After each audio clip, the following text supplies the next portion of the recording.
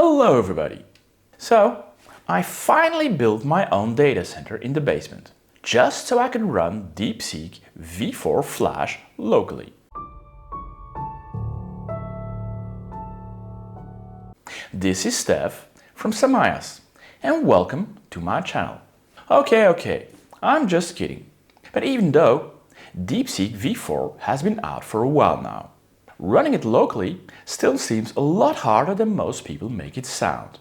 There are plenty of videos saying you can run it locally on a Mac or on DGX Spark, but very few actually show you how to do it step by step. At the moment, tools like LM Studio, llama, or even the standard llama.cpp don't seem to support it yet, because of the new dwarf style architecture. Still, the model is getting very good reviews, so I decided to dig into it myself. And I of course didn't do the work myself. I simply found two GitHub repos by Antirez, created by Salvatore Sanfilippo, which is the creator of Redis. Does that ring a bell? The first one is simply a basic DeepSeek setup that can respond to Claude Code queries. And the other one is a custom fork of llama.cpp simply to run the Dwarf Star 4 technology. For what I've seen so far, running it on a single DGX is currently the most practical path. Here you can use Q2 quantizations. If however you want to go to Q4, you absolutely need to have 256 GB of RAM, and that means you need to have two DGXs or a Mac or another PC with 265 GB of RAM. So let's dig in. And so I connected to the Hugging Face website, and there I went to Antirez's page, and then I clicked through on the Antirez DeepSeek V4 Gov, which is the model which I'm interested in. And here you have some model descriptions. You have all the files. We have Q2, Q8 and MTP, and I'm interested in the Q2, so we click through to files and versions, and I currently want to take the initial one, which is the Chat V2 Q2 version, which is still 86 GB of data. And depending on the internet speed, that might take a while. Of course, everybody has 10G fiber connection at home, and so in a couple of seconds that is downloaded. So I click through on this link, and here it'll provide me a download link. So I click on that to copy that download link, and now I go to my terminal, and here I'm going to call CURL to download this link. And so now I'm going to call CURL with the URL of the file which I want to download, but that is not the actual URL. This is simply a URL with a redirection underneath that goes to the real location of the file. And in order to fix that, we need to call -l so that it follows all redirections. The next -o makes sure that the original file name is preserved. And finally, I'll put dir is the location of where I want to store this file. And for that, I choose models under my home directory. Now when I press enter, it starts downloading. And afterwards, I did a little bit of housekeeping. I created a subdirectory DeepSeek V4 Flash, and under there I have my fully gigov file downloaded. And so now let's go to GitHub, to Antirez, and then to DS4, which is a Dwarf Star 4 project, which is a project that will give you minimum functionality to run DeepSeek 4 on your machine. And currently it supports Metal for the MacBooks, NVIDIA CUDA for a DGX Spark, and even the AMD ROC M. And so now I again opened up a terminal. I currently already have an apps directory, so I'll go to the apps directory, and the first thing which I'll be doing is cloning this GitHub project locally to my system. And so I'll simply call git clone with the location of my DS4 project, github.com, antirez ds4.git. And now everything is downloaded. I'll cd into my directory, and it created a DS4 directory locally. And now I have my entirety of my project local. And so the first thing I need to do now is to build this code. And so the first command which I'll execute is make CUDA-spark.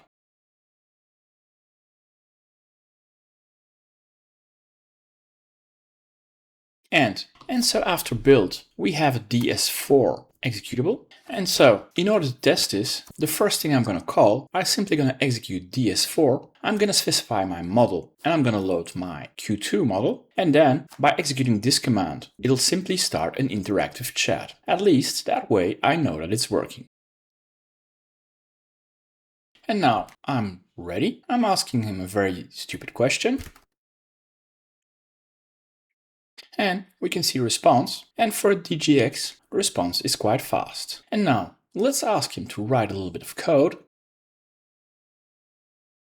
And we had a response. So at least it was able to load our DeepSeek Q2 model and response is working. Now, if we call ds4 -- help, we have all the possible options which it takes. And now, to run it as a server, instead of simply calling ds4, this time I need to call ds4-server. I again specify the model, and at the end I specify host 0.0.0.0 to listen to anything, and I specify port 1235 and not 1234 because LM Studio is already listening on 1234. So let's execute this.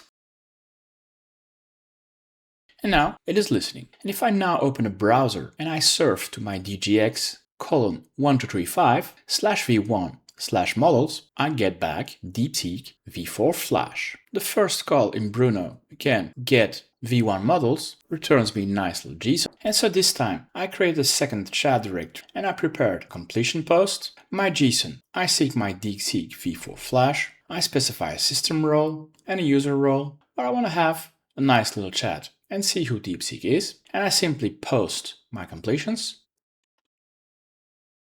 And I have a response back. If we have a quick look back to the server, what DeepSeek was doing. And of course, I currently simply started it up manually. If we want to use this seriously, the next step is to create a system service on Ubuntu, which starts that up on every boot. So now, in order to create a service, I first need to cd in my .config directory in my home directory. And once I'm in the config directory, depending on your system, I need to cd in your systemd directory, or you need to create it if it doesn't exist. And once you're in the systemd directory, again, you need to cd in the user directory. And if it doesn't exist, you need to create it. And then you need to create the ds4 service. And I'm going to do that using nano. I'm simply going to call nano ds4.service. And in here, we define our service. And we have three sections. The first section, unit, describes the name of a service. First, we have description, and I call it ds4 headless server. Then we have the after, which specifies that this service can only start after the network service is started. The once also defines that the network service has to be online. And the service section specifies what this service will be doing. It is in this scenario of type simple. As a working directory, I specify my user directory apps ds4, where I've located my ds4 server. My exec start is the command which will be executed, and there I call ds4-server. Then I specify 0000 for my all IP addresses, the port on which I want to run it, 1235, and the model which I'll be using. And then I specify restart on failure, which means that whenever it fails, it'll restart, and the restart second is that it'll try to restart after 5 seconds. And the final section install defines that it's handing, and in the final section install means that it is linked to the default target. In order to save it, you simply type ctrl-X, and then it simply saves it and leaves the file. Now, since we've modified our ds4 daemon, since we modified our ds4 service, the first thing we need to do is call system control --user and recall a daemon reload. The next step is that we need to enable this service. And for that, we call system control --user enable ds4 service. Now that our service is enabled, we have to start it. And here we call system control --user start ds4 service. And once our service is started, the only thing we need to do is to verify that the service is running. And for that, we call system control --user status ds4 service. And if everything is going well, you can see that CUDA is loaded, you can see it is enabled, and it is running, and on what it is listening. And now, the second Git project is the llama.cpp DeepSeek V4 Flash, also by Anti-Res. And in here, it tweaked llama.cpp specifically so that DeepSeek V4 Flash can run inside of llama.cpp. And as it still states here, this is still quite experimental. So I again went to my apps directory under my home directory. And so I'm going to call git clone github.com Anti-Res llama.cpp DeepSeek V4 Flash.git. And now my repo is cloned. And so the first thing I do is I cd into my source. And now I'm going to build the project. And for that, I'm going to call cmake-b and build. I'm going to enable CUDA. I'm going to enable CURL. Native GML I put off. And CUDA architecture I specify as 1-to-1 a-real. And as a build type, I specify release. And the first step is done. And now I need to call a second make, where again I build configuration in release with -g, which is 20 processes. And this is going to take a little bit more time.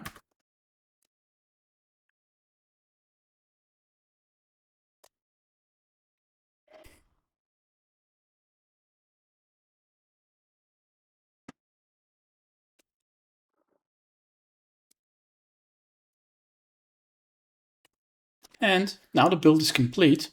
We have a new Llama server, which we can test. And under ideal conditions, this should work. And so, Anti-Res initially created this to run on MacBooks. And on MacBooks, things are working perfectly fine, as far as I can tell, but I haven't tested. However, on a DGX Spark, there's just a slightly little issue. And so the command to execute, we go to the subdirectory build bin llama server. Again, we specify the location of our model, which is our Q2 key-gov. We specify our context, currently 130,000. We specify a host to listen on everything and port 80.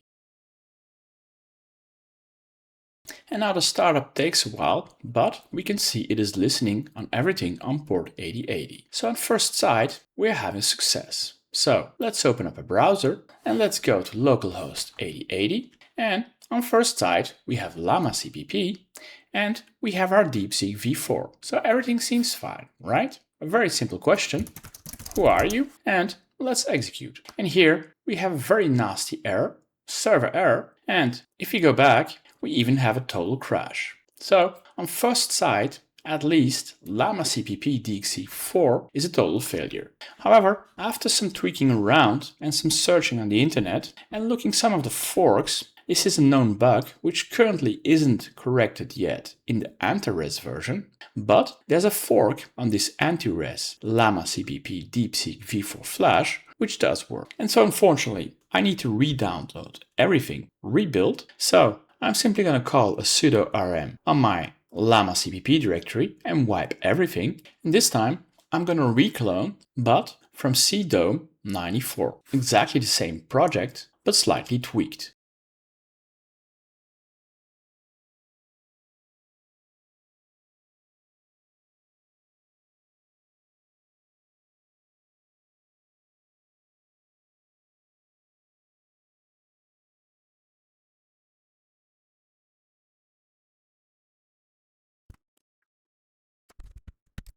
And so let's retry with the new version, and this time it is working.